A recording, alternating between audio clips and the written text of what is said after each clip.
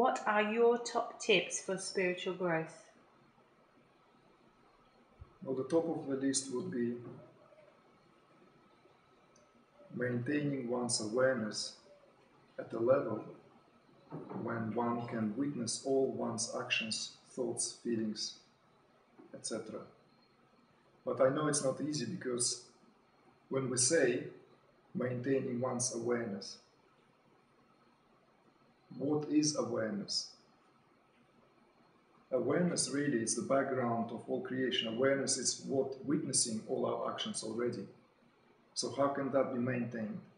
How can that be cultivated? Let's look at it from the point of view of very ancient practices that came from the Orient, and I'm sure have been practiced for thousands of years in the West, but then been eradicated from the cultural scene by the religious interference. The awareness primarily culture in a state when we can consciously witness all our thoughts, because thoughts are primarily the cause of all our actions anyway, in the first place.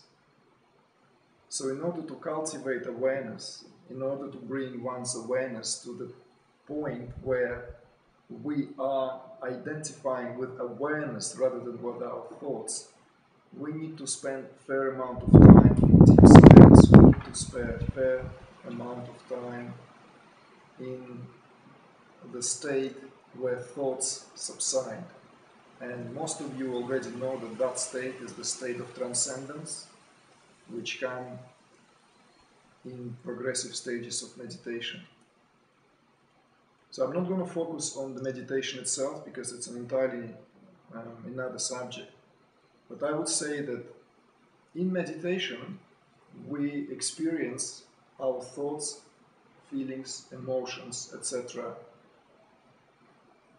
in the most direct way, because there is nothing else to experience. We shut our eyes, and whatever that meditation is based on allows us to witness with greater clarity the process of thinking. Gradually, as the thought itself starts to get transcended, we arrive to a finer and finer state of thinking, where we can literally feel the state of thought subside. As if it's no longer moving. You know, that the waves on the surface of the pond or the river or the ocean no longer rippling that much, you know, it kind of like equalized. You know how when you see it at the dawn, like practically no waves, that's how mind becomes. When the mind subsides from fluctuation, we can literally see through the depth of that water, through the depth of that sea, through the depth of that ocean. And awareness comes forth on its own, because there is nothing but awareness. Everything is awareness. We are constantly aware of our environment, of our thoughts, sensations as we go about our daily business.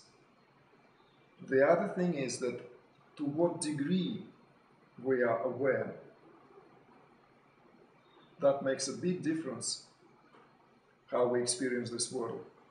When our awareness is at its highest, we constantly maintain witness regardless of what experience this body is undergoing.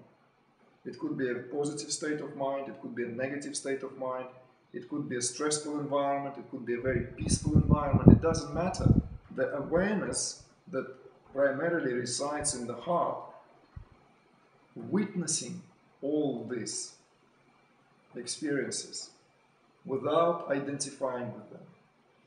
So I would say that awareness is at the top list of spiritual sort of qualities. Because really, spirituality, in essence, is how aware that being is. Next to awareness, I will mention two other qualities: acceptance and non-judgment. Acceptance is something which is intimately linked or interlinked with awareness, because when we have the witness of whatever happened to us, acceptance naturally comes, because we accept that this is just a temporal sensation. It will pass the same way as it came. So we accept that, whatever that state is. And with acceptance comes non-judgment, because we can't really put a qualitative measure on the experience when we accept it as it is. And that is a great platform for life, I would say. It's a great platform to live your life. Because when you have acceptance and non-judgment, then whatever situation you are in, you will not identify with that situation, with that condition.